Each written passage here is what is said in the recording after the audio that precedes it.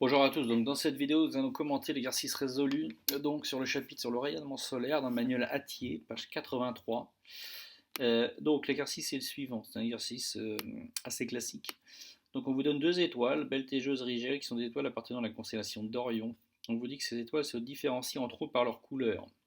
Rigel est une supergéante qui est plutôt bleue et Betelgeuse est une supergéante plutôt rouge.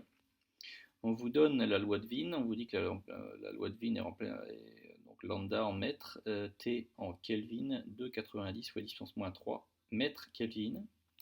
On vous donne donc les deux spectres d'intensité en fonction donc de la longueur d'onde. Alors cette fois-ci, faites attention, on vous donne la longueur d'onde en micromètres et pas en nanomètres, mais ça ne change pas grand-chose. Quand vous voyez l'intensité lumineuse en UA, c'est unité arbitraire, ça veut dire qu'en gros, on s'en occupera pas. Pour faire simple.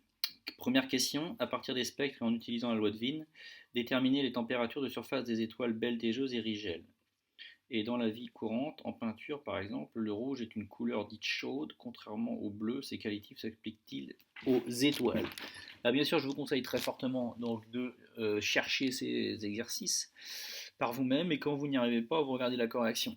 Si vous regardez la correction tout de suite et que vous ne bloquez pas au niveau de votre cerveau, lire directement la correction ne sert à rien. Alors le corriger. Donc au niveau de la méthodologie. Donc on vous dit, pour évaluer la température de chaque étoile, on détermine la longueur d'onde lambda max correspondant à la valeur max. Pour cela, on repère le maximum et on lit l'abscisse correspondante.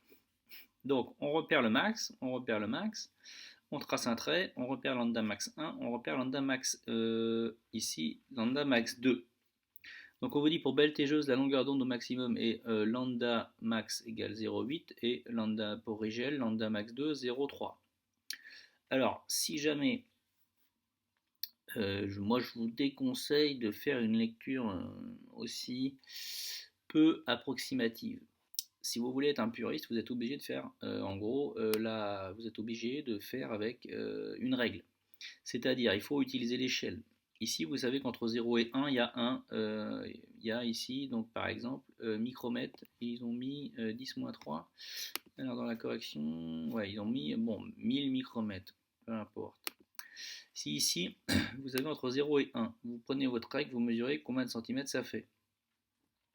Et ensuite, vous mesurez entre 0 et lambda max 2, combien de centimètres ça fait. Et vous faites une règle de proportionnalité pour trouver la vraie valeur. Et vous allez trouver autour de 0,3, c'est sûr. Mais ça fera plus propre et plus en gros sérieux que de donner 0,3 approximativement, sans aucune justification. On applique ensuite la loi de Wien pour calculer la température de l'étoile, donc après avoir exprimé la température en fonction de la longueur d'onde. Donc T égale 2,90 10-3 divisé par lambda max. Vous ne vous trompez pas ici dans l'établissement de cette formule, c'est ce qu'on vous rappelle ici. On vous dit qu'il faut diviser donc la formule qui vous est donnée par lambda max pour faire disparaître les lambda max et vous obtenez celle-là. Donc la relation, ensuite vous faites les applications numériques. Alors, donc 2,96-3, vous reprenez, donc vous divisez par la valeur en micromètres, rappelez-vous vu en secondes, un micromètre c'est 10 puissance moins 6 mètres. Donc vous obtenez ici un résultat qui sera en Kelvin, attention.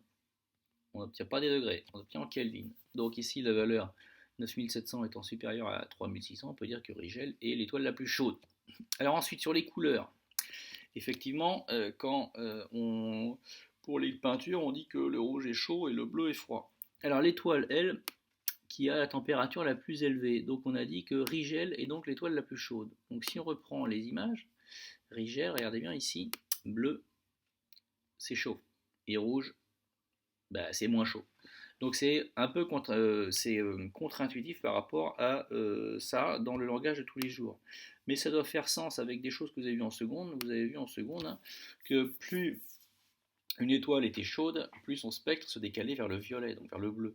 Donc concrètement, donc plus ça se décale vers le bleu, plus c'est chaud. Alors une autre indication, vous prenez un briquet et vous réglez très fortement donc, le débit de gaz, vous allez voir que la flamme va devenir bleue, limite blanc, limite quasiment invisible.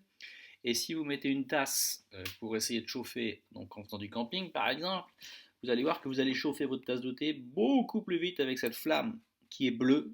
Et si vous réglez de manière à avoir une flamme orange-rouge, vous allez voir que pour faire chauffer cette tasse d'eau, Bien entendu, avec le même volume et dans les mêmes conditions, vous allez mettre beaucoup plus de temps. Donc c'est ce qu'on vous dit ici, hein. Donc c'est donc le contraire de ce qu'on apprend en peinture, où la couleur chaude est le rouge et la couleur froide est le bleu. En physique, quand c'est bleu, c'est chaud, et quand c'est rouge, c'est pas chaud. En tout cas, c'est moins chaud. Voilà, j'espère que cette vidéo vous sera utile.